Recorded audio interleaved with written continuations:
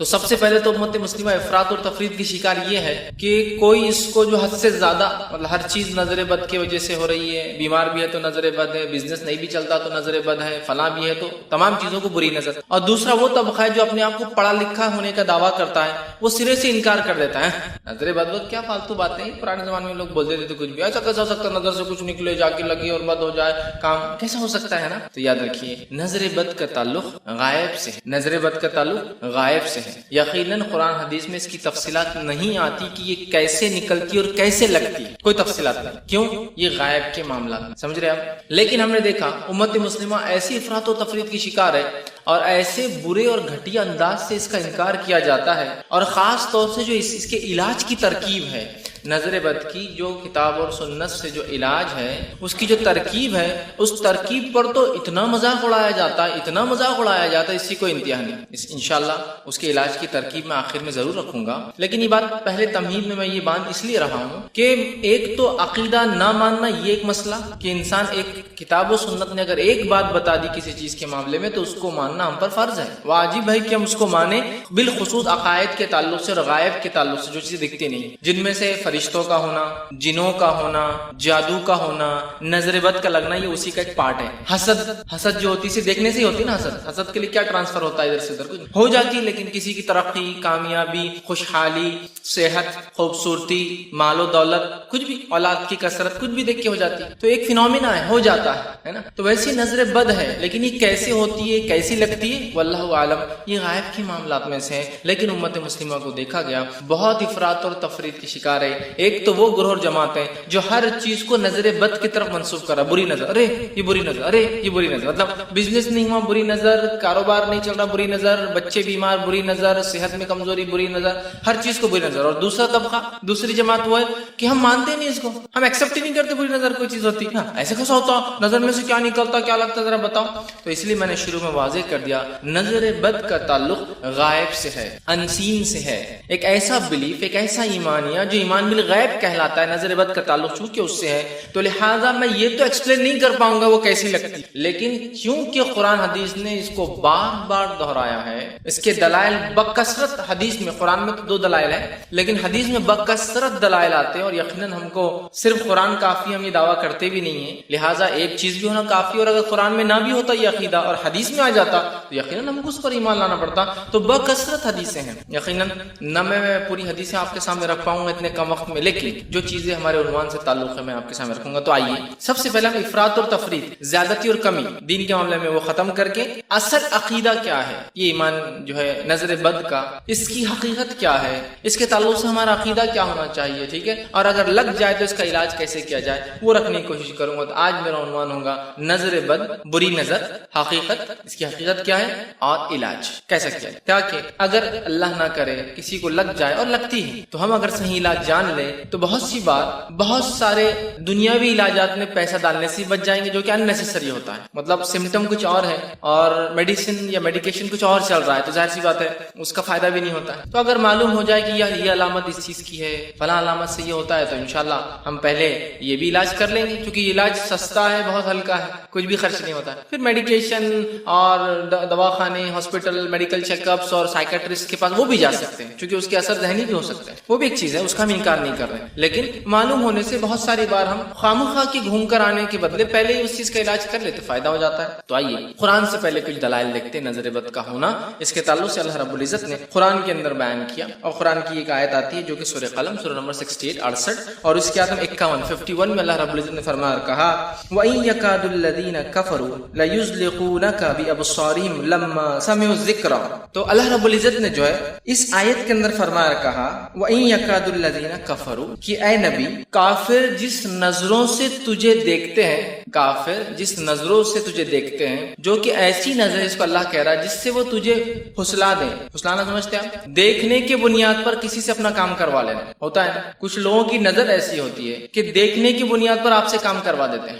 تو اللہ نے فرمایا اے نبی، یہ کافر لوگ جو ہے ان کی نظروں کے ساتھ جو ہے تمہیں پھسلا دیں گے جب انہوں نے اس قرآن کو سنا، مطلب کافروں نے جب قرآن کو سنا تو چونکہ انہیں اسے نہیں ماننا تھا، وہ اپنی نظروں کے ذریعے کہیں تمہیں پھسلا نہ دے، بہکا نہ دے، علامہ ابن کثیر رحمہ اللہ اس کی تفسیر میں لکھتے ہیں کہ یہ آیت سے یہ چیز مراد ہے کہ جب نبی اکرم صلی اللہ علیہ وسلم نے اسلامی عقیدہ اسلام لوگوں کے سامنے رکھا تو کافر لوگوں نے کوشش کی، یا کافروں میں سے جو لوگ نظر لگا سکتے تاکہ نبی اکرم صلی اللہ علیہ وسلم کو نظر لگ جائے، آپ کو نظر لگ جائے. تو یہی معنی ہے کہ کافروں نے، اللہ نے لفظ بھی دیکھی کیا فرمایا، بی ابصارہم، ان کی نظروں سے. تو وہ لکھتے ہیں کہ نظر کے ذریعے کافر جو ہے نبی اکرم صلی اللہ علیہ وسلم کو پھسلانا چاہتے ہیں. وہ چاہتے ہیں کہ ایسا دیکھے نبی اکرم صلی اللہ علیہ وسلم کو کہ نبی اکرم صلی اللہ علیہ وسلم یہ بات کو ظاہر نہ کرے، یہ چھپا دے، یا آپ کو نظر لگ جائے. اب آپ بولیں گے نظر لگ جائے کیسا کافر چاہ سکتے، کیا نظر جان بوجھ کی بھی لگتی ہے؟ تو ہاں، کچھ لوگ ایسے ہوتے ہیں جن کی نظر کے بارے میں انہیں پتا ہوتا ہے با ایکسپیرینس، چونکہ زندگی میں بہت لوگوں کو لگا چکے ہوتے ہیں کہ ہماری نظر لگ جاتی ہے، ہوتے ہیں ایسے لوگ. تو وہ لوگ اگر خاص طور سے کسی نظر سے دیکھے تو نظر لگ جاتی ہے. انشاءاللہ تفصیلات آگے آئیں گے. تو کافروں میں سے وہ لوگ چاہ رہے تھے آپ سے ان کو نظر لگ جائے، تو علامہ ابن کثیر نے اس کا یہی معنی لیا. دوسری آیت اللہ رب العزت فرماتا ہے یعقوب علیہ السلام کے تعلق سے، یہ جو ہے سورہ جو ہے یوسف، سورہ نمبر 12 اس کی آیت میں 67 میں اللہ رب العزت فرماتا ہے یعقوب علیہ السلام کے تعلق سے. آئیے دیکھیں اللہ کیا فرماتا ہے کہ یعقوب علیہ السلام اپنے بچوں کو، اپنے بیٹوں کو، جن کی تعداد جو ہے 11 تھی، ان کو مصر بھیج رہے ہیں. اور غلہ، چونکہ یوسف علیہ السلام کے ساتھ جو بھی بہرحال ایک سٹوری بیک گراؤنڈ میں چلی تھی کہ ان کو کنویں میں پھینک دیا گیا، انہیں مارنے کی کوشش کی گئی، یوسف علیہ السلام کو اٹھا کے مصر میں کسی نے بھیج دیا، وہاں رہے، جیل گئے، باقی سب ہوا. پھر ایک وقت آیا اللہ رب العزت نے ان کو عزیز مصر کی جگہ اپوائنٹ کر دیا کہ وہ خزائن الارض، ٹھیک ہے، کہ زمین کی جتنی معدنیات نکلتے ہیں، ریسورس، آج کل اس کی کئی منسٹریاں ہوتی ہیں، اس زمانے ایک ہی منسٹری تھی، وہ خزائن الارض، زمین سے جو نکلتا ہے اس کے ان کو اپوائنٹ کر دیا گیا. اب ہوا یہ کہ اناج کی کمی ہو گئی، تو ان کے گھر والے جو کنان میں رہتے تھے، فلسطین میں رہتے تھے، وہ بھی مصر آئے کہ مصر میں اناج فری بٹ رہا ہے، اور مصر کی حکومت وہاں تک تھی، فلسطین تک. اب آئے تو یوسف علیہ السلام نے سب کو پہچان لیا نا، کیونکہ آپ تو چھوٹے تھے تب، ان سب کو پہچان لیا. اچھا، تو 10 بھائی آئے تھے. اب انہوں نے کہا میرا ایک بھائی زندہ ہے، اس کو بھی انہوں نے مار دیا. تو کہا تمہارا اور کوئی بھائی ہے؟ تو کہا ایک ہے. تو کہا اس کو بھی لاؤ تو اناج ملے گا. اب وہ 11 بھائی مل کر آ رہے ہیں، جو کہ 2 بیویوں کی اولاد ہے یعقوب علیہ السلام. پہلی بیوی سے 10، دوسری بیوی سے 2، بنیامین اور یوسف علیہ السلام سیکنڈ وائف سے، چھوٹے تھے عمر میں. کہا لے کیا اس کو بھی. تو اب یہ جو ہے آنے لگے تو یعقوب علیہ السلام نے کہا دیکھو میرے بچوں، ایک ساتھ مت داخل ہونا ہے ایک گیٹ سے، ٹھیک. تو وہ فرماتے اور کہتے ہیں وقال یا بنی، اور یعقوب علیہ السلام نے اپنے بیٹوں سے کہا، 11 جو جا رہے تھے، اے میرے پیارے بچوں، لا تدخلوا من باب واحد وادخلوا من ابواب متفرقہ. کیا میرے بچوں، ایک دروازے میں سے داخل مت ہونا، متفرق دروازوں میں، الگ الگ دروازوں میں سے داخل. کیوں؟ کہیں ایسا نہ ہو جب تم ایک ساتھ، خوبصورت تھے وہ دیکھنے دکھانے میں، لہیم شہین تھے، مضبوط تھے، نبی کی اولاد میں سے، ٹھیک، تو کہیں ایسا نہ ہو کہ لوگ دیکھ کر نظر بد لگا دیں، بری نظر لگا دیں. تو کہا متفرق، الگ الگ دروازوں میں سے داخل ہونا. وما اغنی عنکم من اللہ شیء، اور یاد رکھنا اللہ کی طرف سے اگر کوئی بات ہوگی تو میں اس میں کوئی تبدیلی نہیں لا سکتا ہوں. دیکھیے، ایک تو کہہ رہے ہیں احتیاط کرنا، الگ الگ دروازوں میں سے جانا، اس کے بعد بھی اگر کچھ برا ہونا ہو تو ہم کچھ نہیں کر سکتے، وہ اللہ کی طرف سے ہوگا. تو کہہ رہے ہیں کہ اللہ کی طرف سے ہوگا تو پھر تو ہم کچھ نہیں کر سکتے. ان الحکم الا للہ، اس لیے کہ حکم تو اللہ کی طرف سے ہے تمام چیزوں کا. پھر فرماتے ہیں علیہ توکلت، اور ہمیں چاہیے اسی پہ ہم توکل کریں. وعلیہ فلیتوکل المتوکلون، اور تمام بھروسہ کرنے والوں کو، توکل کرنے والوں کو اللہ پر ہی توکل کرنا چاہیے. تو یہاں یعقوب علیہ السلام تدبیر دے رہے ہیں. دیکھو، فرسٹ میجر کیا لینا ہے، سیفٹی میجر، ساتھ مت جاؤ، الگ الگ جاؤ. لیکن الگ الگ جانے کے بعد بھی تقدیر میں جو لکھا ہے وہ ہم نہیں بدل سکتے. بچوں، اگر لگنا ہے نظر ہونا ہے برا تو تم الگ جاؤ یا ایک ساتھ جاؤ گی. اس سے ایک بات یہ بھی پتہ چلی، ہم جو احتیاط انسانی لیول پہ کر سکتے ضرور کریں، اس کے بعد جو ہونا ہے وہ تقدیر. ایک جگہ آئل گرا ہوا ہے، لوگ گر سکتے اس، تو انسانی میجرز کیا ہے، ہم کیا کر سکتے ہیں، اسے مٹی ڈال سکتے ہیں. ریت مت ڈالی ورنہ ریت سے گاڑی اور سکیڈ ہو جائیں گے. یاد ہے، مٹی ڈالی، مٹی جذب کر لیں گے، جگہ پہ بیٹھ جائیں گے، اس کو کھینچ کے ہٹا دیجیے. سمجھ رہے آپ، یہ ہمارا ہے. اس کے بعد بھی جس کو گرنا ہوگا وہ گریں گے. لیکن ہم یہ نہیں کہہ سکتے ارے جس کو گرنا ہوگا وہی گریں گا، باقی نہیں گریں گے. انسانی کوشش کر لیجئے، پھر اللہ پر توکل، یہ معنی ہے. تو یعقوب علیہ السلام نبی تھے اور آپ سکھا رہے عقیدہ کہ دیکھو بیٹے، تدبیر کر لو، دنیاوی اعتبار سے ایک دروازے سے مت جاؤ، نظر بد لگ سکتی ہے. اب کوئی کہہ سکتا ہے اس میں نظر بد کا کہاں پورے مسئلے میں آیا، آیت میں کہیں بھی نہیں ہے. اب آئیے اس کی تفسیر دیکھنا پڑے گی ہم کو، اور یہ بڑی اہم چیز ہے کہ ہم صحابہ کے طریقے پر، ہر چیز میں کتاب اور سنت کو اعلیٰ فہم صحابہ کے طریقے پر، اور ان کے بعد کی جو 2 خاص نسلیں، صحابہ ملا کے 3 نسلیں،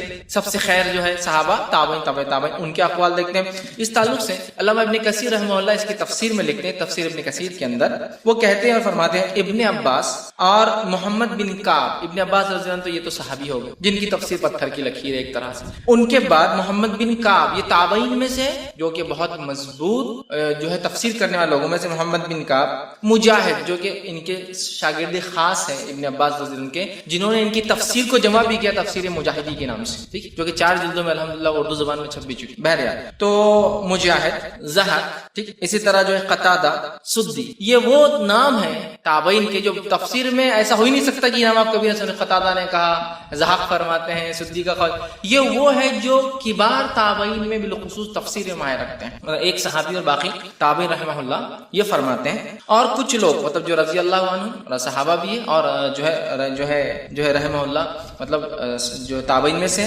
انہوں نے کہا کہ یعقوب علیہ السلام نے اپنے بیٹوں کو نظر لگنے کی خوف سے خوف زدہ ہوئے تھے، کیونکہ وہ بیٹے خوبصورت، خوش نظر اور خوش منظر تھے، مطلب دیکھنے میں اچھے تھے، نظر میں اچھے بھرتے تھے، اس طرح سے وہ لکھ رہے ہیں، مطلب خوبصورت تھے۔ لہذا یعقوب علیہ السلام اس بات سے ڈرے کہ کہیں لوگ ان کے بیٹوں کو نظر بد کے ذریعے نقصان نہ پہنچائے، کیونکہ نظر لگنا حق ہے جو کہ کسی ماہر گھڑ سوار کو اپنے گھوڑے پر سے گرا سکتی۔ ماہر گھڑ سوار گھوڑے پہ جا رہا ہے اور آپ نے نظر لگا دی اسے، اور کیا چلا رہا ہو، اور وہ گر سکتا ہے۔ ماہر ہے الگ، لیکن کوئی فائدہ نہیں اس کی مہارت بھی، کسی نظر لگا دی آپ نے، سمجھ رہے ہیں، تو وہ گر سکتا ہے۔ تو قرآن سے پتہ چلا، اس کی تفسیر اقوال صحابہ اور تابعین سے پتہ چلا نظر کا لگنا حق ہے۔ اب آئیے سنت کی طرف جاتے ہیں، حدیث بھی دیکھ لیتے ہیں کچھ۔ تو یہ ایمان لانا ضروری ہے اور اس کی کوئی گنجائش نہیں رہی کہ ہم انکار کریں صرف اپنی عقلوں کی بنیاد پر جو بہت ویک اور کمزور ہوتی ہے۔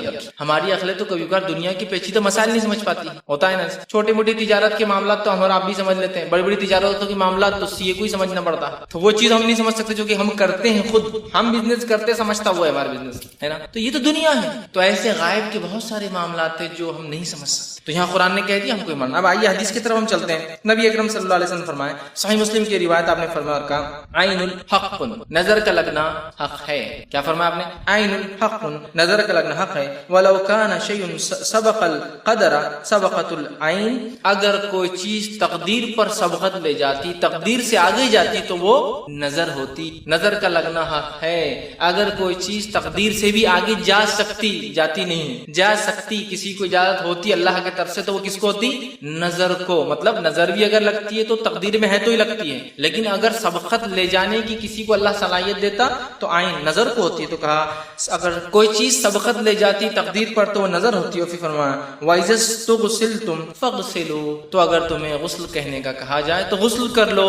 ابھی غسل کہنے کا کہا جائے تو غسل کر لو، کیوں کہا گیا نظر کے ساتھ؟ یہ اس کا علاج ہے، انشاءاللہ میں آگے تفصیلات میں علاج کے طریقے میں رکھوں گا، یہ غسل کیوں کہا گیا اور یہ کیسے ہوتا ہے، ٹھیک ہے، اور کیوں لوگ اس کا مذاق اڑاتے ہیں۔ جیسے میں نے کہا نا، بہت سارے لوگ اس کی علاج سے بڑا مذاق اڑاتے ہیں، خاص طور سے جن کا ایمان حدیثوں پر کمزور ہوتا ہے، یا اپنے آپ کو جو اہل قرآن کے نام سے دعویٰ کرتے ہیں، جو حقیقت میں منکر حدیث ہوتے ہیں، وہ بڑا مذاق اڑاتے ہیں، یہ علاج کا طریقہ، یہ کوئی طریقہ ہے کہ خود اس میں گندگی شامل اور آپ بول رہے سے علاج ہوتا ہے، ٹھیک ہے۔ تو بہرحال ہم انشاءاللہ وہ دیکھیں۔ تو کہا اگر تم سے غسل کا کہا جائے تو تم غسل کرو، تو کسی مومن کے لیے جائز نہیں ہوگا کہ اس کے بھائی کو نظر لگ جائے اور اس سے کہا جائے کہ غسل کرو اور وہ نہ کرے۔ کیوں کرے اس کا میں تفصیلات آگے دے رہا ہوں، اور کون کرے، دونوں آئیں گے۔ اسی طرح جو ہے آگے ایک حدیث کے اندر آتا ہے، نبی اکرم صلی اللہ علیہ وسلم فرماتے ہیں، یہ متفق علیہ روایت ہے، صحیح بخاری اور صحیح مسلم کی حدیث ہے۔ ام سلمہ رضی اللہ عنہا سے روایت ہے کہ ایک دفعہ رسول اکرم صلی اللہ علیہ وسلم ان کے گھر تشریف لائے، ان کے گھر پر آئے، تشریف لائے، اور ان کے پاس ایک بچی بھی تھی جس کے چہرے پر پیلاہٹ اور کمزوری تھی، چہرہ یلو پیلا ہو چکا تھا، اور کمزوری، یہ جو آنکھیں تھی یہ بلیک ہو چکی، حلقے پڑے ہوئے، بلیک ہو چکی، چہرہ پیلا، آنکھوں میں حلقے، جو ایک نارمل آدمی کے نہیں ہوتا۔ چہرہ نارمل اور حلقے ہوتے ہیں کبھی کبھار، زیادہ چیزوں کو دیکھنے سے، یا کوئی ایسا کام جس میں کنٹینیوسلی آنکھوں کا یوز ہوتا ہے، یا مانیٹرز کو دیکھنے سے، کیمراز، وہ ہوتا ہے، وہ تو ایک چیز ہے، لیکن وہ نارمل بچی تھی، اس کو نہیں تھا ایسا، چہرہ پیلا اب نارملٹی ہے، اور آنکھیں میں حلقے پڑے تھے، تو اس پر جو پیلاہٹ اور کمزوری تھی، رسول اللہ صلی اللہ علیہ وسلم نے ارشاد فرمایا اور کہا اس پر دم کرو کیونکہ اس پر نظر کا اثر ہے، اس پر دم کرو کیونکہ اس بچی پر نظر کا اثر ہے۔ مطلب نظر سے نظر بد یاد رکھی، جو اردو میں ہم لوگ بولتے ہیں عام طور سے، اس پر نظر کا اثر ہے، مطلب اس کو نظر لگی ہے، اس چیز کو آپ دیکھو، یہ نبی اکرم صلی اللہ علیہ وسلم نے ان سے فرمایا۔ تو یہ حدیث واضح کرتی ہے کہ نظر کا لگنا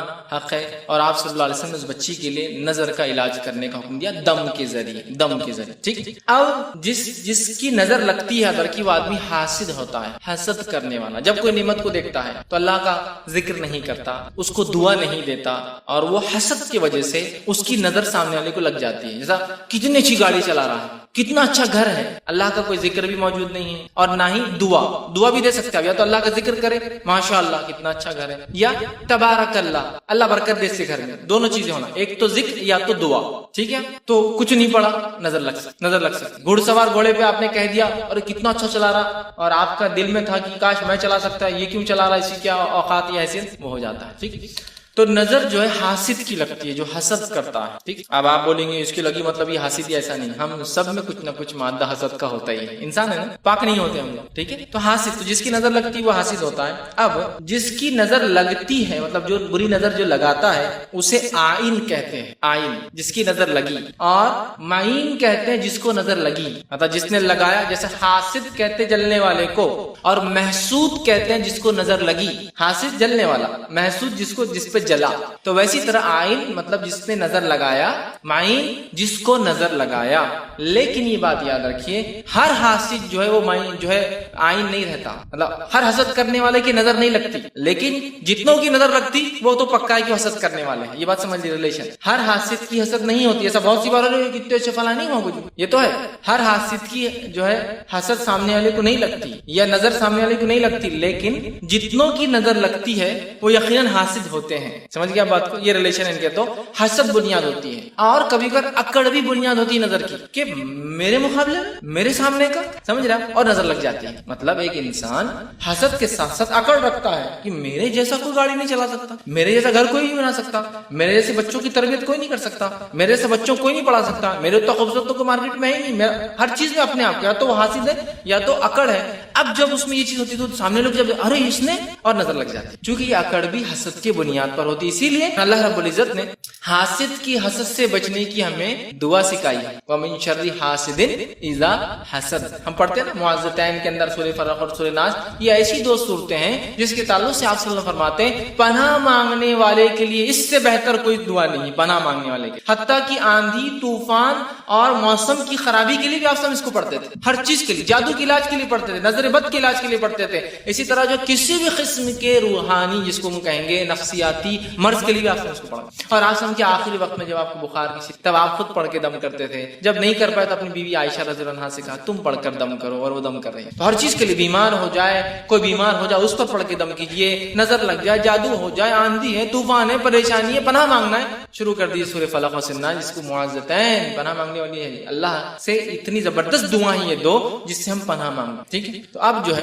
حسد کرنے والے سے ہم کو قرآن نے پناہ مانگنا، اس لیے کہ حسد کرنے والا ہی نظر بھی لگا دیتا ہے، لیکن ہر حاسد جو ہے وہ عین نہیں ہوتا، لیکن جتنے لوگ عین ہوتے، نظر جن کی لگتی ہے وہ حاسد ہوتے ہی آٹومیٹیکلی، ٹھیک ہے۔ تو اس چیز کو ہم سمجھیں۔ اب نظر لگانے والوں کی دو قسمیں ہوتی ہیں، 2 ٹائپس۔ پہلا وہ آدمی جس کو پتا ہے میری نظر لگتی ہے، اب آپ بولیں گے اس کو کیسے پتا ہے؟ اس لیے کہ اس کو تجربہ ہوتا ہے کہ اس نے جس کی بھی تعریف کی کچھ تو بھی آندھا ہوا اس کے ساتھ، یہ ایکسپیرینس۔ بہت سے لوگ ہوتے ہیں نا، ہم لوگ بولتے ہیں ارے وہ عورت نہیں، ارے وہ آدمی نا، ہم نے بچوں کو مت نکالو، کھانا مت، ہوتا ہے۔ اور وہ آدمی جس کو پتا ہے کہ میری نظر جلدی لگتی ہے، تو وہ پہلی قسم حاسد، عین جس کو کہیں گے۔ اس کی پہلی قسم کیا ہے نظر لگانے والے کی؟ وہ نظر لگانے والا جو حاسد ہے اس کو پتا ہے میری نظر لگتی بھی ہے، اور دوسری قسم وہ حاسد ہے جس کو پتا نہیں میری نظر لگ سکتی ہے، سمجھ رہے ہیں؟ مطلب جیسا میں ہوں، سمجھ لیجیے، اب میں اللہ کا ذکر نہ کروں اور برکت کی دعا نہ دوں کس پر، تو میری نظر لگ سکتی ہے کسی، لیکن مجھے پتا نہیں ہے کہ میری نظر لگتی ہے لوگوں، لیکن ہو سکتا ہے۔ اور ایک آدمی وہ ہوتا ہے جس کو یقینی پتا ہوتا ہے میری نظر بہت جلدی لگتی ہے، اور وہ کبھی کبھار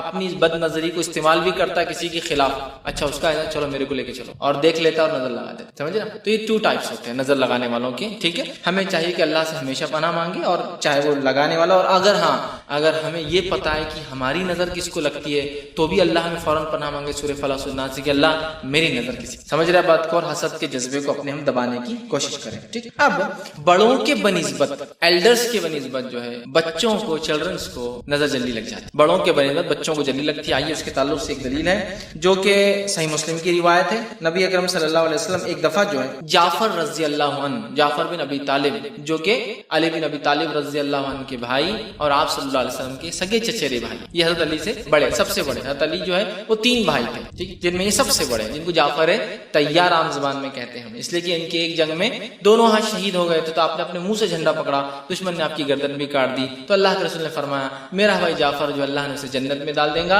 اور जन्नत में उसके दो जो हाथ कटे उसको पर दे देगा जिससे वो जन्नत में उड़ता फिरेगा। उसी लिए उनको जाफर तैयार कहते हैं चिड़िया को जो दो पर से उड़ती है। ठीक, तो एक बार इनके घर गए, जब अपने भाई जाफर के घर गए रजी अल्लाह अन्हु जो है उनके घर गए तो उनके बच्चों को देखा तो अस्मा बिनते जो है उमैस रजी अल्लाह अन्हा से दरियाफ्त किया कि क्या मामला है। उनकी अहलिया थी, कहा क्या मामला है, ये मेरे भाई के बच्चे इतने दुबले पतले क्यों हैं? मेरा भाई तो अच्छा कमाता है, सब कुछ बराबर है घर में, फिर क्या बात है मेरे भाई के बच्चे इतने दुबले पतले क्यों हैं? ठीक, वो सेहतमंद क्यों नहीं है? दूसरे बच्चे इस तरह सेहतमंद रहते हैं। ठीक, दरियाफ्त किया क्या मामला है कि अपने भाई के जो है औलाद के जिस्म दुबले पतले देख रहा हूँ, क्या इन्हें कोई मुश्किल है, भूख बीमारी तकलीफ वगैरह कोई मुश्किल है, क्यों ऐसे हो जा रहे हैं, तो दरपेश है? तो जो है अस्मा बिनत उमैस ने अर्ज किया और फरमाया जी नहीं, लेकिन इन्हें बहुत जल्दी नजर लग जाती है अल्लाह के रसूल। तो आप सल्लल्लाहु अलैहि वसल्लम फरमाया और कहा अस्मा रज़ी अल्लाह अन्हा से और बात की और ताकीद के फरमाया, इरशाद फरमाया अरक़ीहिम, इन पर दम कर, इन पर दम कर। और फिर अस्मा बिनत उमैस रज़ी अल्लाह अन्हा ने फिर अल्लाह के रसूल सल्लल्लाहु अलैहि वसल्लम की खिदमत में दम के अल्फाज पेश किए, क्या मैं ये पढ़कर दम करूं? तो आप सल्लल्लाहु अलैहि वसल्लम ने जो कहा कि हाँ इन अल्फाज के साथ इन पर दम कर। अब दम क्या है ये बात भी जान ले। दम का माना ये होता है कि इंसान वो कलिमात पढ़े जिन कलिमात के पढ़ने से या तो कुरान या तो हदीस में बात आती है कि इससे शफा मिलती है, फायदा होता है, चाहे जिन जादू का असर हो तो, नजर बद हो तो, या इसके अलावा कोई और नफ्सियाती मर्ज हो तो उसका इलाज हो सकता है। तो इन चीजों को पढ़कर हमें अपने आप पर दम करना चाहिए।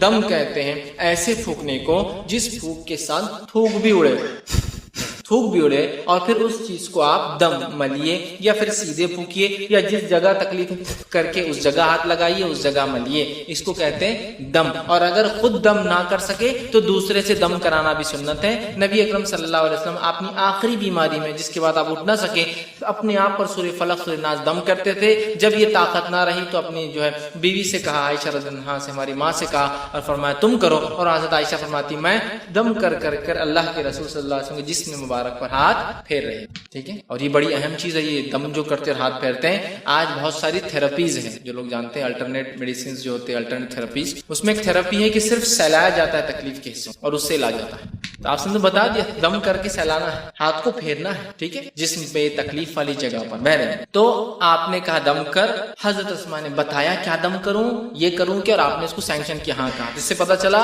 दम के अल्फाज मनमाने नहीं होना चाहिए, खुद साख्ता नहीं होना चाहिए, इजाद करदा नहीं होना चाहिए, वही होना चाहिए या तो अल्लाह की किताब से या वही होना चाहिए जो रसूल अकरम सल्लल्लाहु अलैहि वसल्लम ने अहादीस के अंदर बताया है। मनमाने दम इजाद करना ये दुरुस्त नहीं होगा, याद रखिए। ठीक है, इसी तरह जो है तो जो बताए गए दम है उसी के जरिए हमें इलाज करना है, चाहे वो जादू हो, आसेब हो, मतलब जादू हुआ हो, जिनों के जरिए होता आसेब, जिन खुद आपको पजिश कर रहा हो, तकलीफ दे रहा हो, या नजर बद हो, सभी के लिए दम है और दम जो साबित है उसे भी करना चाहिए। अब नजर बद का असर कैसे होता है तो ये बात मैं बता दूं, नजर बद का असर कैसे होता हम नहीं जानते, और कायनात की बहुत सारी चीजें जिनका असर कैसा होता हम नहीं जानते, समझ रहे हैं, बहुत सारी चीजों का क्या असर और क्यों होता हम नहीं जानते। उसी तरह ये गायब से है और नजर बद कैसे लगती है, कैसे निकलती है, कैसे जाती है, हाँ मतलब वो कैसे टच करती है, कैसे फिर रिएक्ट करती है, वल्लाहु आलम, अल्लाह ही बेहतर जानता है। लिहाजा अपना मुंह बंद रखना ये ज्यादा बेहतर है। लेकिन ये बात बता दूं वो लगती है, ये बात तो हक है कि तो आपने फरमा दिया आइनुल हक, नजर का लगना हक है,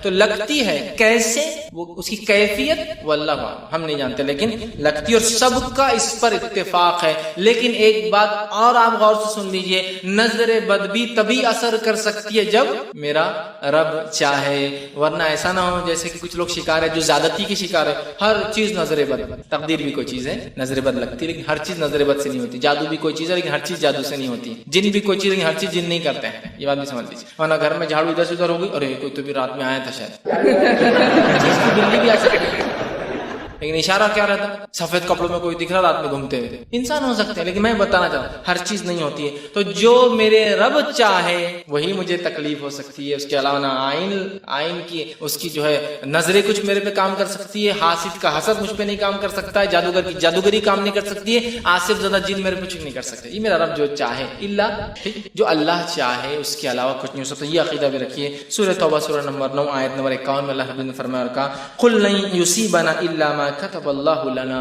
اے نبی کہہ دیجئے مجھ پر تو وہی مصیبت آ سکتی ہے جو میرے رب نے میرے لیے لکھ دیا ہے، کتب لنا میرے لیے جو چیز لکھ دیا ہے، هو مولانا وعلى الله فليتوكل المؤمنون، اور وہی جو ہے میرا مولا ہے، کارساز ہے، سارے کام میرے وہی کرتا ہے، اور ایمان والوں کو اسی پر توکل کرنا چاہیے۔ تو یہ بات واضح ہو گئی، نظر بد ہے، اب ہم اس کو سمجھ گئے وہ کیسی لگتی ہے، یہ حق ہے، لیکن ہر چیز اس سے نہیں ہو سکتی اللہ کے جو اللہ تعالیٰ چاہے۔ اور سنن ترمذی کی جو جامع ترمذی کی ایک روایت ہے، عبداللہ ابن عباس رضی اللہ عنہ چھوٹے تھے، آپ صلی اللہ علیہ وسلم نے ایک تعلیم دی اور کہا اے پیارے بچے اس بات کو یاد رکھنا، ساری دنیا بھی اگر جمع ہو جائے اور چاہے کہ تیری کوئی مدد کرے تجھے فائدہ پہنچائے، نہیں پہنچا سکتی مگر جو لکھا گیا ہے، اور ساری دنیا بھی تیرے خلاف کھڑے ہو جائے اور تجھے کوئی نقصان پہنچانا چاہے تو نہیں پہنچا سکتے سوائے جو تیرا رب چاہے۔ تو عین بھی نظر بھی اگر لگیں گی نظر بد تو وہ اللہ کے حکم سے، اس بات کو ہم یاد رکھیے، ورنہ نظر بد کو ہم کو ایک سپر پاور نہ کریٹ کر دیا الگ سے، جیسا کچھ لوگ شیطان کو ایک پاور بنا دیتے ہیں، نہیں شیطان بھی یہ کر سکتا، اللہ کے حکم کے بغیر شیطان بھی کچھ نہیں ہے، فرشتے بھی کچھ نہیں ہے، انسان بھی کچھ نہیں ہے، نظر بد بھی کچھ نہیں ہے، جادو بھی کچھ سمجھ رہے ہیں؟ تو جو میرا رب چاہے، رب ہم کو آزماتا ہے مختلف طریقے، بیماریاں دیکھ کر تاکہ ہمارا گناہ معاف ہو جائے نا۔ جامع ترمذی کی ایک روایت آپ نے فرمایا مومن پر آفتیں آتی ہے، مصیبتیں آتی ہے، پریشانیاں آتی ہے،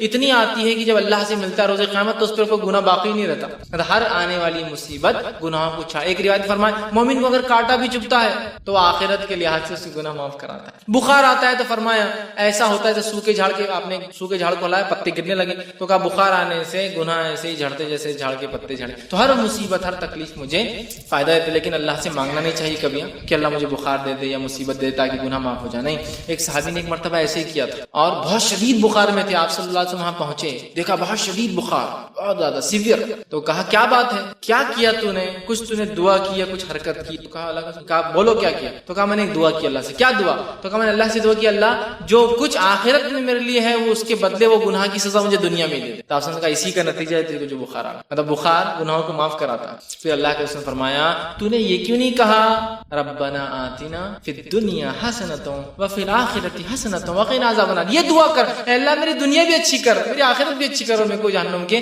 آنکھ سے بچا۔ یہ مت مانگ کہ اللہ میرے کو دے دے جو دنیا میں، معاف کر دے، اللہ معاف کر سکتا ہے نا۔ یہ کیوں کہنا کہ اللہ جو میں نے کیا گناہ مجھے سزا دے دے، یہ بھی کہتا ہے اللہ وہ معاف کر دینا، ختم ہی کر دے اکاؤنٹ کو، اور اللہ تعالیٰ کے لیے کیا ہے، چاہے تو ختم کر دے پورا اکاؤنٹ میرا گناہ کا، ہے نا۔ تو بہرحال آپ سب نے یہ کہا، تو مصیبت جو بھی آتی نظر بد کے ذریعے، جادو کے ذریعے کوئی کرتا ہے، جن شیاطین کرتے ہیں، اللہ انشاءاللہ مومن کو سب چیز کا اجر دے گا، لیکن علاج کا طریقہ کتاب و سنت کے مطابق ہی ہو، ٹھیک ہے۔ اسی طرح جو ہے جو بھی اللہ چاہیں گا بہرحال وہی معاملہ ہو سکتا ہے، اور کسی انسان پر جو نظر بد کیسے اثر کرتی ہے وہ ہم نہیں جانتے، اس کی تفصیلات نہیں۔ اب نظر بد کی پہچان کیا ہے تھوڑا سا وہ بھی دیکھ لیتے ہیں، ہاؤ ٹو ڈیٹیکٹ، کیسے معلوم ہو کہ نظر بد کسی کو لگی ہے۔ چند باتیں آپ کے سامنے میں رکھ دیتا ہوں۔ نظر بد سے کیا ہوتا ہے، غیر معمولی تبدیلی یا تغیر، جس کو تغیر سمجھتے ہیں طغیانی، جیسا کہ ایک ندی ہے اس میں پانی نہیں ہے اور اچانک باڑھ آ گئی، ہوتا ہے نا کبھی بہت سے لوگ اس میں مر جاتے ہیں، بہہ جاتے ہیں گھر بار، کیونکہ 8 مہینے ندی سوکھی ہوتی، 4 مہینے پانی، لیکن اچانک گرمی کے موسم میں اس کو بولتے طغیانی، اچانک سوکھی ندی میں باڑھ آ گئی، سمجھ رہا، اچانک کسی علاقے میں بارش ہی نہیں ہو رہی لیکن پانی ایسا آ رہا نالوں میں کہ نالے بھر کر جا رہے، تو کوئی آدمی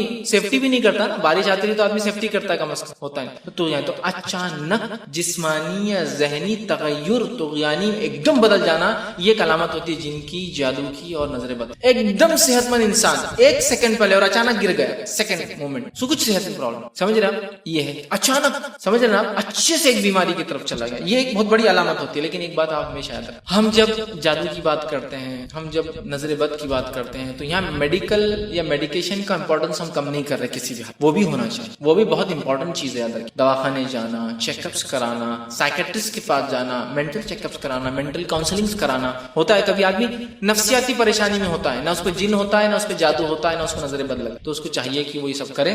ہمارے پاس ہمارے ماحول میں میڈیکل چیک اپ تو بہرحال کر لیتے ہیں ہم لوگ، سائیکیٹرسٹ چیک اپ کا بہت بڑا مسئلہ ہے، ایسا بہت سے لوگ میرے پاس آتے ہیں مشورے، تو میں کہتا ہوں دیکھیے یہ مشورہ میں دینے سے پہلے یہ کہوں گا ایک سائیکیٹرسٹ کاؤنسلنگ آپ کر لیں، پاگل تھوڑی ہو فیصلے ہم آپ دواخانے بھیج رہے ہیں۔ اور حالت یہ ہے کہ ایک مرتبہ میں ایک دواخانے کے پاس سے گزر رہا ہوں، پاگلوں کا ایک دواخانہ ہے، مینٹل ہاسپٹل ہے جیسا لوگ، تو وہاں 2 لوگ وہاں سے نکل رہے ہیں، میں ان کو سلام بھی کر رہا ہوں تو منہ چھپا کے بھاگ رہے ہیں۔ مطلب ہمارے معاشرے میں، ہند پاک میں، انڈیا پاکستان میں حالت یہ ہے، سائیکیٹرسٹ کاؤنسل تو دور، صرف ایک سائیکیٹرسٹ کے دواخانے کمپاؤنڈ میں جانا بولے تو برائی کی علامت ہے، لوگ دور سے کیا بولیں گے، لوگوں پاگل تو نہیں ہوگا، بھاگو یہاں سے، دواخانے سے نکلتے کوئی مل گئے بھائی میں نہیں پاگل ہوں، میں دیکھنے آتا ہوں. بھائی نے ایک سوال کیا نماز میں تلاوت کے اعتبار تو میں نے کہا کہ قرآن کی ترتیب جب لکھا جائے گا، مصحف بنے گی، چھاپی جائے گا تو اس میں تو چینج نہیں ہوگی. بھائی کا کوشچن ہے کہ نماز میں کیا اس کی ترتیب چینج کی جا سکتی ہے، اس کو فالو کرنا ہے. فار ایگزامپل جو سورہ میں پہلے سورۃ الاصل وہ پہلے 3 نمبر پر ہے اور پھر اخلاص 12 نمبر پر سورہ ہے، تو کیا وہ ترتیب فالو ہوگی؟ اگر ہم کو سورہ اصل پڑھنا ہے تو پہلے سورہ اصل یا پھر نصر پڑھنا ہے سورہ اصل تبھی پڑھیں گے،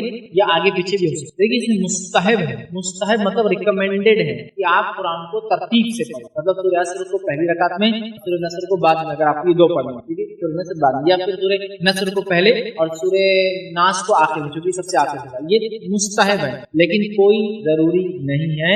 آگے پیچھے پڑھنے میں کوئی حرج نہیں. نبی اکرم صلی اللہ علیہ وسلم نے خود فجر کی نماز کے اندر سوروں کو آگے پیچھے ترتیب میں پڑھایا، یہ بات ثابت ہے. سمجھا؟ تو ترتیب فالو کرنا، اللہ کے ترتیب فالو کرتے تھے ہم، یہ مستحب ہے، واجب نہیں ہے قرآن میں تلاوت میں، کیونکہ اللہ کے رسول نے خود ترتیب بدل کر فجر کی نماز میں کچھ صورتوں کو بلکہ 2-3 صورتوں کو آگے پیچھے پڑھایا ہے. یاد اب میں بات اور وضاحت کر دوں، بہت سارے لوگ صرف سوروں کی ترتیب اگر امام بدل دے تو سجدے سے کراتے ہیں، اور میں خود اس کا گواہ ہوں. ایک بار ہم فجر کی نماز کے لیے گئے تو نماز ہوئی، اتنی سمجھ نہیں ہم کو کہ ہم سمجھ پا رہے کیا مسئلہ ہو رہا ہے، لیکن 2 رکعت پڑھ لی. ایک صاحب اٹھے جو بزرگوار تھے، انہوں نے کہا اٹھ جاؤ، ترتیب آگے پیچھے ہوگی، بولے پھر سے نماز ہی نہیں ہوتی، بولے ایسے واجب نہیں، واجبات چھوٹتے پہ جاتے سجدے سے ہوں گے کچھ ہی نہیں ہونے، بولے پھر سے جاؤ، پھر 2 رکعت پڑھے. اب بیچارے امام صاحب پھر غلطی کر لی، پھر آگے پیچھے سورہ پڑھ لی، پھر بولے رک جاؤ پھر پڑھنا ہے، پھر پڑھے تو ماشاءاللہ اس دن ہم نے فجر کی 6 رکعت فرض پڑھ لیا. ٹھیک ہے، صرف سوروں کی ترتیب چینج ہے، لیکن سوروں کی ترتیب چینج کر سکتے آپ، مسئلہ نہیں ہے. مستحب ہے کہ آپ جو ہے عید میں پڑھیں، ضروری نہیں ہے. یہ معاملہ سوروں کے تعلق سے سکتا ہے اور ایک ہی سورے کی 2 آیتوں کے تعلق سے بھی ہے. جیسے مثال کے طور پہ آپ نے پہلے شروعات میں سورہ بقرہ کی آیت نمبر 255 پڑھی، آیت کرسی پڑھ لی پہلی رکعت میں، بڑی ہے، بعد میں دوسری رکعت میں اس سے پہلے کچھ آیتیں پڑھ لی، کوئی ٹھیک ہے مسئلہ نہیں. لیکن مستحب ہے کہ سوروں کو بھی، ان کی آیتوں کو بھی ترتیب میں پڑھا جائے. ترتیب جملات میں آپ نے آیت الکرسی پھر دوسری کچھ آیتوں کا ایک سیٹ آپ نے پڑھا. میں بالکل یہ نہیں کر رہا ہوں کہ پہلی دوسری آیت پڑھ کے پھر پہلی آیت پڑھو، یا 5 پڑھو پھر 4 پڑھو، پھر یہ نہیں بولنا چاہ رہا ہوں. سیٹ آف آیات بھی اگر آپ پڑھو، آیت الکرسی ایک بڑی آیت ہے تو ایک بھی پڑھ لے تو کافی ہوتی ہے میں. اس کے بعد آپ سیٹ آف سیکنڈ آیت ہے جہاں سے بھی آپ پڑھ رہے بقرہ میں، اگر وہ پیچھے کی بھی ہو جائے تو ہر جگہ ملتا الٹا پڑھنا ہی ہوتا ہے. ترتیب فالو کرنا یہ مستحب ہے لیکن آگے پیچھے نہیں. کہ ایک یہودیوں کو دیے گئے انبیاء قتل کیا، اور ایک دیے گئے نبی نصارہ کو انہوں نے خدا بنایا. مطلب دونوں ہی الگ الگ ڈائریکشن، ایک حد سے پیچھے رہ گیا تو ایک حد سے آگے بڑھا. جو ان کی رائٹس تھے، جو ان کا حق تھا، وہ چھوڑ کر ایک نے اتنا دیا کہ بولے یہ تو اللہ ہی ہے نبی، اور ایک نے کیا کیا، نبیوں کو قتل کیا جا رہا دھڑلے سے. یہ نبی نے برابر فتویٰ نہیں ختم، ایک بات اپنے دل خلاف کرا دو. سمجھ رہا بات؟ تو بہرحال یہود نے انبیاء کو قتل کیا، معمولی سمجھا، اور نصارہ نے جو نبی کو دیے گئے اسلام خدا بنا. گاڈ یا ون ود گاڈ، جو بھی بولیے، خدا یا خدا کے ساتھ ایک. ہم نے دونوں سے پناہ مغضوب والے راستے پہ نہیں چلنا ہے اور ظالم. تو ہم کو ایک طرح سے اللہ رب العزت نے ایک گائیڈ لائنز دے دیا، سب سے منیمم دعا بتا دی کیا ہے کہ ہمیں کیا کرنا ہے، سیدھے راستے پر چلنا ہے، انعام والوں کے طریقے پہ چلنا ہے اور 2 لوگوں کے طریقے سے. اگر اتنا ہم سمجھنے سے میں نے کہا دنیا اور آخرت کی کامیابی دعا کے کہ ہم نے سمجھ لیا کہ ہمیں کیا کرنا ہے، سیدھے راستے پہ چلنا ہے. قرآن جو بتاتا ہے ہمیں ان لوگوں کے راستے پہ چلنا جن پر انعام ہو، انبیاء کے طریقے، بالخصوص صلی اللہ علیہ وسلم کے طریقے پہ، اور اس کا صدیقین، شہداء اور صالحین کے طریقے پہ چلنا ہے. یہ کر لیے تو دنیا کی کامیابی، آخرت کی کامیابی ہوگی. اور 2 لوگوں کے راستے سے بچنا ہے، مطلب انہوں نے جو شر یا سرکشی یا برائی یا جو کام کیا وہ ہم کو نہیں کرنا ہے. بس اگر یہ نہیں کیا تو ہم خود بخود ان کے راستے پہ ہو جاتے ہیں. مطلب ایمان لانے کے بعد صراط مستقیم پہ اگر ہم ہیں اور اس کے بعد انعام والے لوگوں کے طریقے پہ چل رہے ہیں تو 2 چیزوں سے بچنا ہے ہم کو. وہ کیا ہے؟ جس طرح سے یہ اگر یہ کر لیتے ہیں انشاءاللہ ہم ان دونوں سے بچ گئے اور یہ لوگوں کے طریقے پہ چل گئے، دنیا بھی کام. ابھی انعام والوں کی راہ کیا ہے اور کیسی؟ یہ صراط مستقیم کیا ہے؟ قرآن اب شروع ہو رہا ہے، اس کی سورہ فاتحہ کے بعد ذالک شروع ہو رہا ہے کہ یہ ہے وہ صراط مستقیم جو حدیث کے اندر جامع ترمذی کے آگے قرآن جو بلاتا ہے لوگوں میری طرف آؤ. یہ صراط مستقیم میں قائم رہنے کا ایک ہی ذریعہ، کوئی قرآن آؤ اے لوگوں میری طرف، اے لوگوں، اور وہ صراط وہی سیدھا راستہ. ہمیں قرآن کو تھامنا ہے. اگر صراط دعا کرتے صراط الذین انعمت علیہم، انعام والوں کی راہ. کیا انعام والوں کی راہ؟ کیا کیا انہوں نے؟ قرآن اٹھا سورہ بقرہ چل رہا کا واقعہ چل اسلام کے ساتھ لوگوں نے. ہمیں وہ حرکتیں اب نہیں کرنا چاہیے چونکہ ہم آخری امت ہے، لہٰذا دوسرے نبی کا تذکرہ ہمارے وہ لائق اتباع نہیں. محمد صلی اللہ علیہ وسلم پہ چلنا ہے. ہم نے کوئی بھی کام وہ لوگوں نے ہمیں وہ کوئی حرکت، وہ کوئی کام، وہ کوئی خصلت، وہ کوئی کیریکٹر اپنے اندر نہیں پیدا کرنا ہے جو یہود کے اندر تھا، جس سے اللہ کا غضب ہوا. کوئی بھی چیز نہیں کرنا جو انہوں نے کیا، کسی بھی شکل میں انہوں نے کیا، ہمیں نہیں کرنا. ہمیں کچھ ورنہ پھر کیا ہوگا، نتیجہ وہی ہوگا. ہمیں جو ہے ہر اس چیز کی خلاف ورزی کرنا ہے جو انہوں نے کیا، اس لیے کہ انہوں نے اپنی کتاب کی خلاف ورزی کرنے کو کہا گیا. انہیں کہا جا رہا ہفتے دن مت کرو شکار، تو کر رہے. ہمیں ان کی مخالفت. نبی اکرم صلی اللہ علیہ وسلم ساری زندگی ہوئی، حتیٰ کہ جب آپ مدینہ پہنچے کے بعد روزہ رکھتے ہیں 10 محرم کو. کیوں؟ کہا جی کا دن اسلام کو اللہ نے آزادی دی، فرعون کو غرق کیا تھا بنی اسرائیل کے لیے خوشی. نبی موسیٰ علیہ السلام پر ہمارا حق زیادہ ہے، ہم بھی روزہ لانے۔ یہود خوش ہو گئے کہ محمد صلی اللہ علیہ وسلم بھی روزہ رکھ رہے، مطلب کہ مکہ پر اور دیگر لوگوں پر عربوں پہ ایک دھاگ جمیں گی کہ محمد وہ کر رہے ہیں جو ہم لوگ کرتے ہیں پہلے سے۔ نبی اکرم صلی اللہ علیہ وسلم اگر اگلے سال زندہ رہا تو میں ایک نہیں 2 روزے رکھوں گا۔ یہود نے کہا یہ آدمی کوئی ایک چیز تو جس میں ہماری مخالف ہو، ایک چیز تو اب روزہ تھا اس میں بھی انہوں نے 2 رکھا۔ نبی اکرم صلی اللہ علیہ وسلم کوئی چیز جو ہے پیروی، آپ نے کہا یہود و نصارہ اپنے بالوں کو نہیں رکھتے ہیں، مطلب داڑھیوں کو، سر کے بال جب سفید ہوتے ہیں تو وہ مہندی نہیں لگاتے ہیں، تو مخالفت کرو ان کی مہندی، مطلب دیکھنے دکھانے میں بھی ان کی شواذ اختیار نہیں کریں گے، وہاں بھی مخالف۔ نبی اکرم صلی اللہ علیہ وسلم تم مجھے عیسیٰ علیہ السلام کی طرح جو ہے مت چڑھا دینا، غلو مت کرنا میری ذات میں، میں اللہ کا بندہ اور میری ہے، میں اللہ کا بندہ اور نبی ہوں، عیسیٰ علیہ السلام کے جیسا مجھے اوپر مت چڑھا دینا، اتنا اوپر مت لے جانا، مطلب ایسا کچھ مت کرنا میرے ساتھ جو انہوں نے کیا کہ اتنا عزت، اتنا احترام، اتنا غلو کیا کہ جو ہے حد سے آگے لے کے چلے گئے۔ ہم دعا کر رہے ہیں دو کے طریقے، اور اللہ دعا کر اللہ میں صراط الذین انعم علیہم، صراط مستقیم کیا قرآن پڑھنا ہے تو اس کو نہیں پڑھتے۔ دوسرا انعام والوں کا طریقہ اور راستہ کیا ہے، قرآن پڑھنا پڑے گا، وہ بتائیں گے انعام والوں کے واقعات قصے۔ قرآن کیا ہے، انبیاء کے واقعات، نیک لوگوں کے واقعات، ایمان لانے والوں سے اللہ نے کیا سلوک کیا اور کیا بدلہ دیا، اور کافروں سے اللہ نے کیا، یہی تو ہے نا، یہ جاننا انعام والوں کی۔ مغضوب غضب والے کون تھے، کیا حرکتیں کی، قرآن پڑھنا ہے تو پتہ چلے، یہود نے کیا، ضالین کیا کیا جو گمراہ ہوئے، پڑھنا پڑے گا قرآن، پتہ چل جائے گا بچہ یہ کام کر لیا تو کامیابی انشاءاللہ ہماری ہے اور آخرت میں کامیاب ہوں گے۔ تو یہ بہت مختصر سا ترجمہ میں نے کہا۔ بسم اللہ الرحمن الرحیم، باقی دہرا دیتا ہوں، بسم اللہ جو ہے اللہ کے رب ہے، الرحمن الرحیم بڑا مہربان والا، مالک جزا کا مالک، جزا کا قیامت کا مالکیت، اے اللہ ہم تیری ہی عبادت کرتے سے، ہر قسم کی عبادت سے اور ہر چھوٹی چھوٹی، چلا ہم کو چلا ہم اہدنا صراط الذین، ان لوگوں کے طریق نام غیر المغضوب علیہم، ان لوگوں کے طریق والے اٹک گئے، اور اس کی آمین کا اے اللہ قبول کر، آمین سے بہرحال پیغام سورۃ فضائل، تاکہ ہر اس کے بغیر کوئی نماز اللہ صلاۃ کیا معنی، بس میں معنی رکھا، تاکہ ہم لوگ اس کا معنی جب نماز پڑھیں اللہ مانگ رہے دعا اسٹریٹ ہم کر دعا کیا اللہ، ٹھیک ہے بہت سارے لوگ سورۃ لیکن ابھی نماز نہیں پڑھی کہ مخالف کی جو پڑھا معلوم ہے کہ بھائی توبہ اور استغفار کے فائدے کیا ہو، اگر انسان توبہ کرتا ہے، استغفار کرتا ہے تو کیا بینیفٹس اس کو ملتے ہیں اس چیز، وہ بھی ہم دیکھتے ہیں۔ چلیے آئیے، اللہ رب العزت سے جب ایک بندہ توبہ کرتا ہے، استغفار کرتا ہے تو بہت سارے دنیا کے فائدے اور بہت سارے آخرت کے فائدے اٹھاتا ہے۔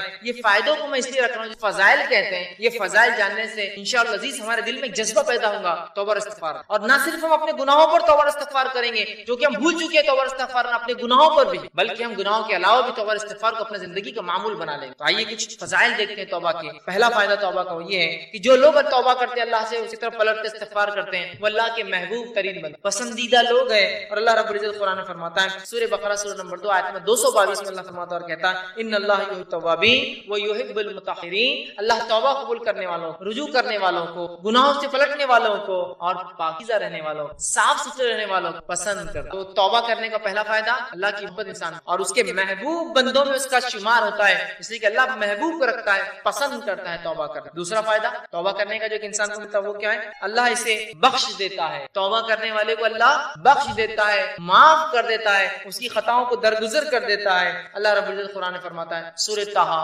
سورہ نمبر 20 آیت نمبر 82، اللہ فرماتا ہے وَإِنِّي لَغَفَّارٌ لِمَن تَابَ وَآمَنَ وَعَمِلَ صَالِحًا ثُمَّ اهْتَدَىٰ۔ لیجیے کیا فرمایا اللہ کہ میں جو ہے لوگوں کو معاف کرتا ہوں، لمن تابا جو میری طرف رجوع کرتا ہے، جو میرے سے توبہ کرتا ہے میں اسے معاف کرتا ہوں، لیکن کنڈیشنل ہے میری معافی، پہلی شرط معافی کے لیے وہ آمنا، وہ ایمان والا ہو، وہ عمل صالحا اور پھر نیک کام کرے توبہ کرنے کے۔ اس کا ہرگز معلوم نہیں، مطلب یہ نہیں کہ توبہ کر لیا مطلب نیا اکاؤنٹ کھولنے کی اجازت مل گئی مجھے اب گناہ کرنا۔ توبہ کرتا ہے ایمان والا انسان اور پھر نیک کام کرتا ہے تو اللہ رب العزت فرماتا ہے وَإِنِّي لَغَفَّارٌ تَابَ کہ ان لوگوں کی میں توبہ کرتا ہوں جو مجھ سے توبہ کرتے ہیں اور انہیں معاف کر دیتا ہوں، اور پھر وہ ایمان لائے اور نیک عمل کرتے رہے اور اس معاملے پہ جم جائے، اس معاملے پر۔ تیسرا فائدہ، چوتھا فائدہ اور پانچواں فائدہ چونکہ ایک ہی حدیث میں آتا ہے ایک ساتھ رکھوں گا۔ تیسرا فائدہ توبہ کا ہے اللہ غم سے نجات دیتا، پریشانی سے نجات دیتا، مشکلوں سے نجات دیتا ہے۔ چوتھا فائدہ تنگ دستی دور کرتا ہے۔ سبحان اللہ، ہم نے سوچا بھی نہیں توبہ استغفار کا تعلق تنگ دستی سے بھی ہو سکتا ہے، یا توبہ استغفار کرنے سے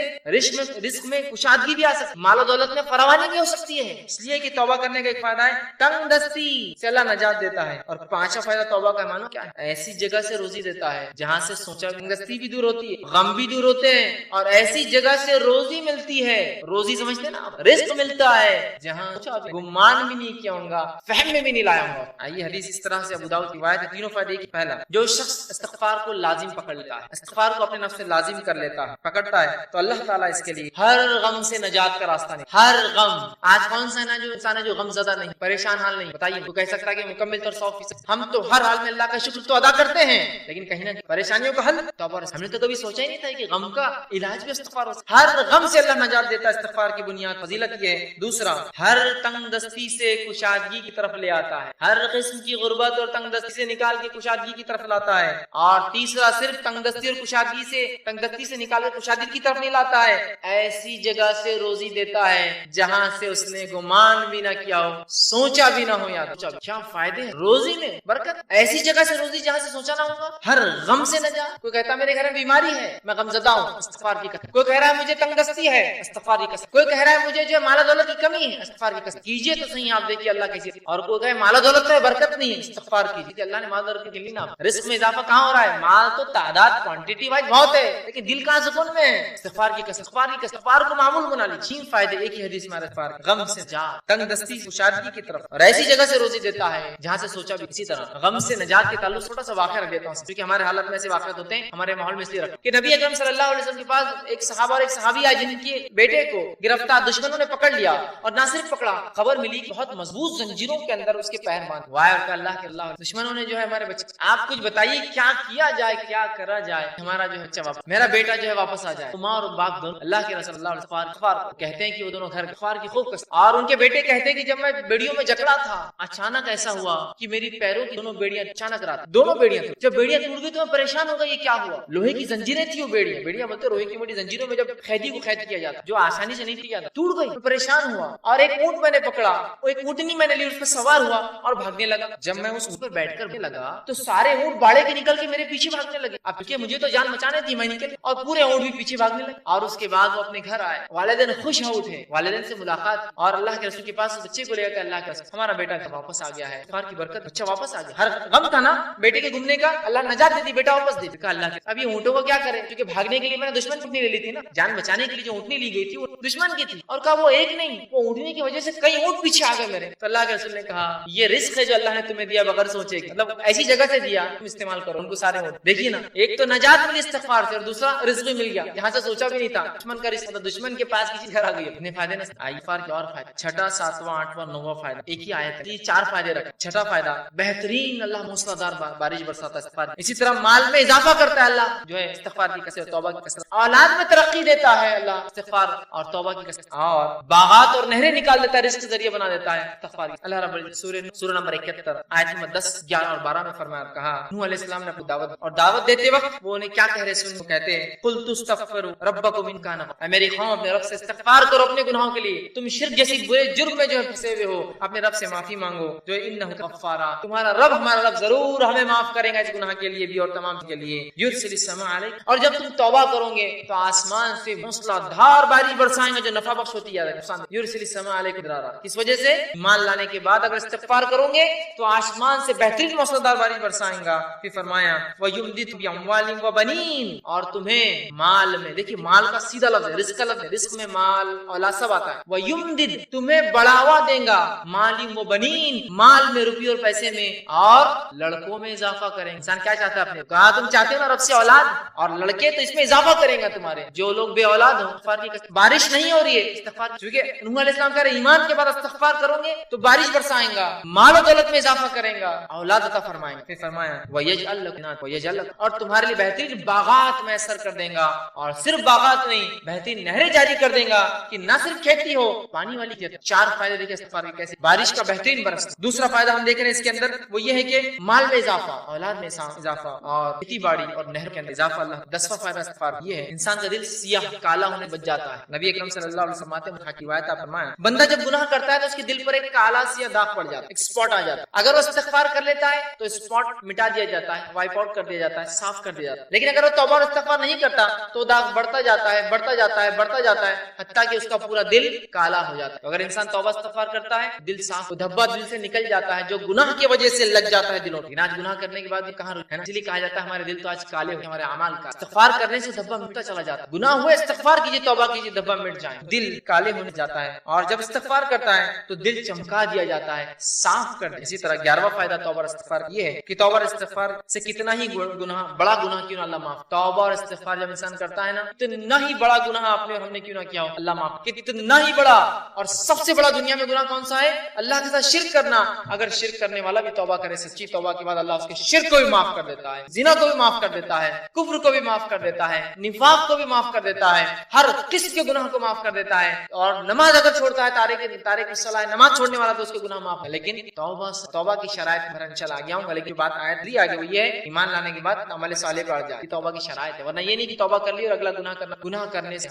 तौबा करने से हर गुनाह की शर्त ये है मौत से पहले या क़यामत की बड़ी अलामत मौत से पहले। इसलिए कि आपने हदीस फरमाया जब खरखराहट की आवाज गले में नजात की हालत खरीद आवाज आती है तब की गई तौबा कबूल नहीं। फिरौन ने भी तौबा की थी जब वो गर्क हो रहा था, सही बुखारी गर्क हो रहा था, मौत देख चुका था, तौबा की, अल्लाह ने तौबा कबूल माना। तो डूबते वक्त कहा मैं ईमान लाया मूसा हारून के रब, इससे पहले कि मौत आए तौबा कर ले या कोई अलामत आ जाए हर गुनाह की तौबा अल्लाह। लेकिन जिंदगी में याद रखें, मरने से पहले और नजात की हालत, मतलब मरने के बाद और नजात की हालत पहले अगर तौबा ना हुई, तौबा जो गुनाह हमसे हुआ हो कितना ही बड़ा क्यों ना हो, सच्ची तौबा अपने रब से किया जाएगा। तौबा तो नसूहा कीजिए, इंशाअल्लाह अजीज हमारा रब को पाएंगे गुनाह। आइए 12वां फायदा, सच्ची तौबा करने से ऐसा अजीब फायदा है, सच्ची तौबा करने अल्लाह गुनाहों को भी नेकी। सुभान, ऐसा कहीं होता है किसी का आपने नुकसान किया, नुकसान करने के बाद माफी मांगी और उसने उतने नुकसान के बदले आपको कुछ अता कर, बताइए कि माफी दे दे तो बड़ी बात है, भर के देना पड़ती, माफी मांगना पड़ती है, जिंदगी भर के गुनाहों को नेकी में तब्दील करने अगर तौबा सच्ची हो तो। नबी अकरम सल्लल्लाहु अलैहि वसल्लम एक ऐसा कबीला आया अरब का जो लूटमार करता था, रास्तों मुसाफिर को लूटता था और वही के इनकम का क़राबा, क़त्ल, गारदरी, शिर्क और कुफ्र। वाह अल्लाह, क्या हमारी तौबा है? हम अगर तौबा करना चाहते हैं कि हमारी तौबा है जो इतने गुनाह हम जिंदगी में कर चुके हैं, और आज कौन सा ऐसा इंसान है दुनिया में जो माफी नहीं चाहता अपने गुनाहों की? रास्ता ये है माफी, ये है। हर इंसान चाहता है उसे, हर इंसान रिपेंट करना चाहता है, तौबा करना, इस्तिग़फ़ार करना, यह है तरीका। हमारी तौबा है अल्लाह रब्बुल इज़्ज़त आयत नाज़िल कि वो लोग जो कुफ्र करते हैं, क़त्ल करते हैं, ठीक है, और जो है उसी में जो कुफ्र और शिर्क और क़त्ल गारदरी में मौत आ जाती है तो अल्लाह इनसे अज़ाब नहीं हटाएंगे। आगे फरमाया क्योंकि जो है आयत इस तरह से अल्लाह फरमाता है इल्ला मन ताबा व अमला अमलन सालिहन फउलाइका युबद्दिलुल्लाहु सय्यिआत हसनत व कान अल्लाहु गफूरर रहीम। अल्लाह ने फरमाया इल्ला मन ताबा, इन गुनाहों के बाद अगर कोई तौबा कर ले, शिर्क किया था, क़त्ल किया था, जो कुछ किया था, अगर तौबा कर ले, व आमना, और पहली शर्त ईमान लाए, और अल्हम्दुलिल्लाह मुसलमान है, ईमान तो ईमान वाले हम है ही। उसके बाद दूसरी शर्त व अमला अमलन सालिहन, और उसके बाद नेक काम शुरू करते अमल सालिहन फउलाइका, तो अल्लाह फिर इस अमल के बदले की ईमान वाला है, सच्ची तौबा किया, उलाइका युबद्दिलुल्लाहु सय्यिआतिहिम, तो अल्लाह बदल देगा उनके गुनाहों को हसनात, नेकियों के अंदर। और आगे फरमाया व कान अल्लाह, और अल्लाह ताला तो माफ कर रहे हैं गुनाह नेकी अच्छी तौबा इंसान। इसी तरह अपने माजा की रिवायत आप सल्लल्लाहु अलैहि वसल्लम, अगर तुम इस कदर गुनाह करो कि तुम्हारे गुनाह आसमान तक, लेकिन इन हदीसों को बिल्कुल राइट कॉन्टेक्स्ट में लीजिए, बिल्कुल सही मानो, ये हदीस से दलील नहीं है गुनाह करने हो जाते हैं राइट कॉन्टेक्स्ट। तो अल्लाह के फरमाते हैं कि अगर तुम्हारे गुनाह आसमानों तक भी अगर छूएंगे, अगर तुम इस कदर गुनाह करो कि तुम्हारे गुनाह आसमानों तक जाएंगे, फिर तुम तौबा कर लो तो अल्लाह तुम्हारी तौबा को, अगर किसी इंसान ने ऐसे भी गुनाह किए हो जो आसमानों तक छू रह जाए, लेकिन वो अल्लाह की जात से गुनाहों पे कभी ना उम्मीद ना हो जाता, बल्कि अगर सच्ची तौबा करता है इंशाअल्लाह अजीज अपने रब को वो तौबा कबूल करने वाला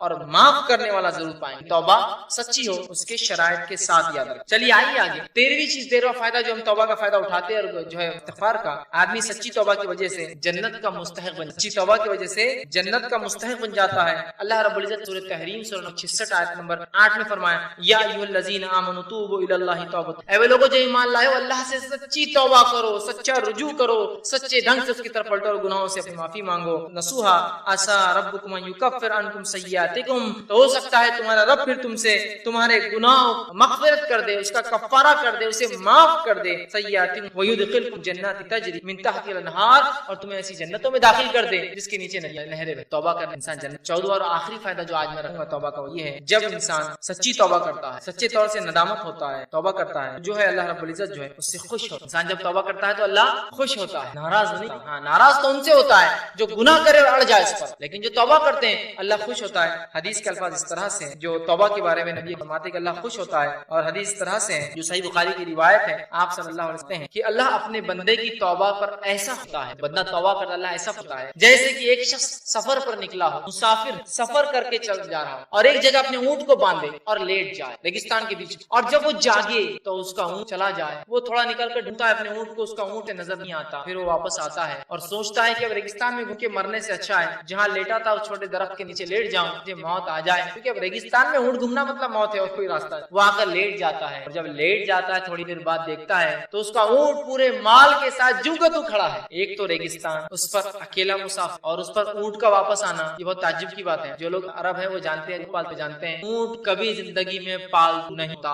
इसलिए हदीस में आपने फरमाया कुरान जो शख्स हिफ्ज करता है उसे पकड़ कर रखे, इसलिए कि कुरान का हिफ्ज ऐसे जहन से निकलता है जैसे ऊंट मालिक से निकल कर भाग जाता है। एक ऊंट को आप 100 साल साल पालिए, 100 साल बाद रस्सी एक बार खुली ऐसे भागेगा कि कभी वापस लौट, लेकिन उसका ऊंट वापस माल के साथ आ जाता है। इसलिए खुशी की बात है, और वो खुशी से झूम उठता है और कहता है खुशी में, ऐ अल्लाह मैं तेरा रब और तू मेरा बंदा। खुशी में, क्योंकि उसको समझता नहीं क्या बोलूं उस खुशी के अंदर, तो कहता है अल्लाह मैं तेरा रब और तू मेरा बंदा। उस आदमी से भी ज्यादा अल्लाह खुश होता है जब कोई तौबा करता है। उस आदमी से भी ज्यादा अल्लाह खुश होता है जब कोई शख्स तौबा करता है। देख रहे हैं आप तौबा क्या, अल्लाह खुश होता है तौबा करने, बहुत नाराज और गजबनाक होता है, अजाब नाजिल करता है, गुनाहों पे गुनाह करते हैं। और इंसान होने के नाते क्या गुनाह हमसे नहीं होते, क्या गुनाह नहीं होते हमारी आंखों से, हमारे हाथ से, हमारी जुबान से, हमारे कानों से, हमारे जिस्म से। रब से हम फौरन कर ले अस्तगफिरुल्लाह, पता नहीं क्या हो गया, कोई चीज नुकसान पहुंच जाए, जानवर को नुकसान पहुंच जाए, किसी इंसान को पहुंच गया हूं, मैं नहीं जानता हूं, मेरी गाड़ी पे खड़ी थी, किसी को तकलीफ हो गई, इस्तिगफार का विर्द कर रहा हूं, अस्तगफिरुल्लाह, हो गया गुनाह। आइंदा गलती नहीं करना चाहिए, लेकिन अननोन, हमको नहीं पता हमसे क्या हो रहा है, कितनी खताएं गलतियां हो जाती है, बस विर्द करते रहिए, अपने एक मामूल बना ले। तो आप सल्लल्लाहु अलैहि वसल्लम उससे ज्यादा अल्लाह खुदा उस आदमी से जब कोई इंसान अपने रब की तरफ पलटता है गुनाहों से। इब्न अल-क़य्युम रहमहुल्लाह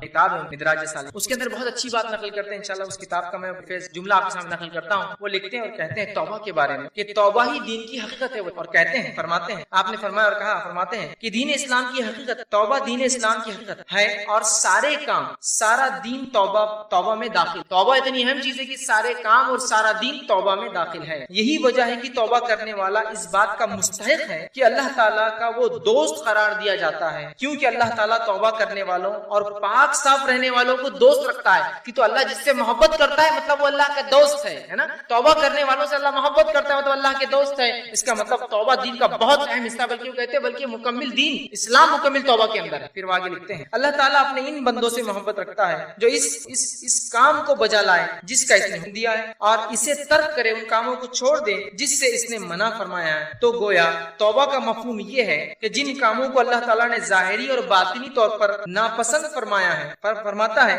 इंसान इनसे रुजू करे, तौबा करे, करते हुए ऐसे कामों को इख्तियार करे जिन्हें अल्लाह ताला जाहिरी और बातिनी मतलब ओपनली और क्लोजली, छुपा हुआ सीक्रेट, उसको पसंद करता है। फरमाता है इस एतबार से तौबा एक जामे लफ्ज है और इस्लाम, ईमान और एहसान इसमें मुसम्मा में, इस तौबा में मुकम्मिल तौर से दाखिल है, और ये तमाम मुकामात का अहाता किए हुए। इसीलिए ये हर मोमिन के मकसूद की इब्तिदा भी है कि वो तौबा करे, और इंतहा भी है, खात्मा भी इसी पर हो कि वो तौबा करे। इसी मकसूद की खातिर मखलूक को बख्शा गया, और तौहीद इसी का एक जुज है बल्कि अजीम। फिर आगे लिखते हैं, अक्सर लोग तौबा की कदर और मंजिलत और इसकी हकीकत से आगाह नहीं थे। इल्म और अमल और हाल के एतबार से तौबा करना तो बहुत दूर की बात है। अल्लाह ताला तौबा करने वालों से इसीलिए मोहब्बत रखता है कि सारी मखलूक में वही है जो उसके खास बंदे हैं। तौबा करने वाले खास बंदे हैं, गुनाहगार तो सारे ही खास हैं। अगर तौबा इस्लाम के तमाम अहकाम और ईमान के कामिल हक़ाइक़ जामे न हो तो अल्लाह ताला अपने बंदे की तौबा पर इस कदर मसरत का ऐलान ना करता। अगर तौबा बहुत अहम चीज ना होती तो वो हदीस में वो नहीं आता कि एक आदमी जिस तरह से खुश होता है अल्लाह वैसा खुश होता है। ऐलान इजहार ना फरमाता। तमाम मुकामात, वो अहवाल जिनके बारे में लोग गुफ्तगू करते हैं, वो सब तौबा ही की तफसीलात और उसकी आसार के नताइज। तौबा के बारे में प्यारी बात लिखते हैं कि हर रिश्ता ताल्लुक इस्लाम का